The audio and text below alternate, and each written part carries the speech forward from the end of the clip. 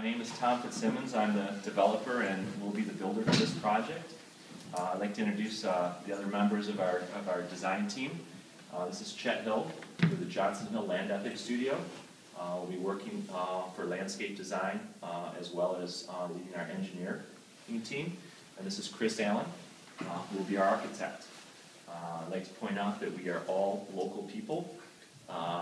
We've been living and working here in this town for a long time. I personally was born and raised in Arbor, and I've been building for 21 years here.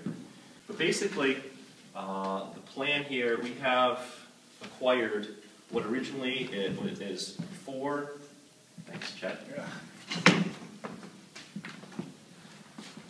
four individual sites, three of which front on Main Street and one of which fronts on 4th Avenue, which was originally all owned by what's commonly called the Greek church site. The actual church sat on these two parcels right here, which was recently torn down. And then we had, and still currently have, parking, which runs all the way from Main Street to 4th Avenue, which is a parking lot for McKinley, an office building next door. When we acquired the site, we knew that there was an easement burdening this entire parcel by McKinley that would require us or anyone going forward to provide them with 57 parking spaces on the site.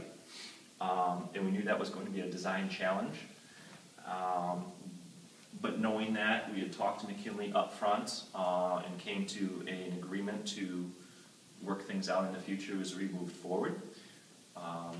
Our goal, as we got into the design here, was to design a project that we felt would fit in well with the area.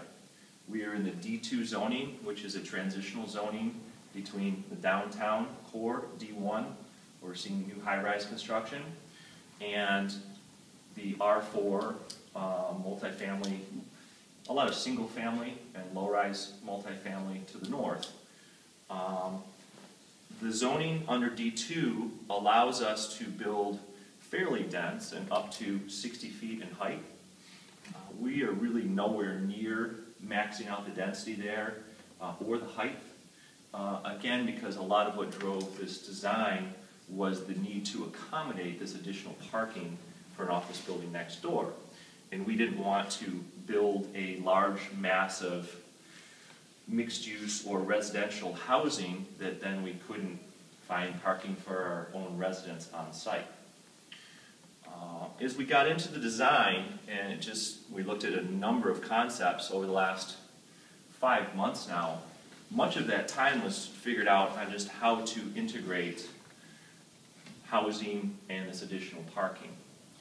And it just developed in such a way where most of the density that we are proposing for the site is on this area that once was occupied by the church.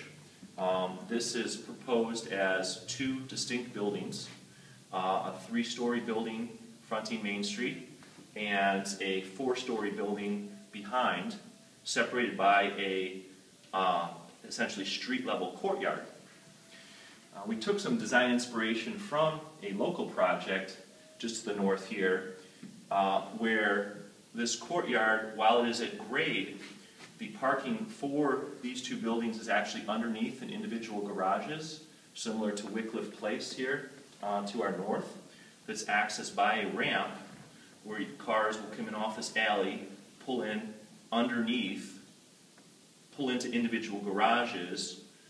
The occupants of these buildings will have individual garages and individual entrances up into their units. There's no common hallways or things like that. But then it all sort of goes away. It's underground.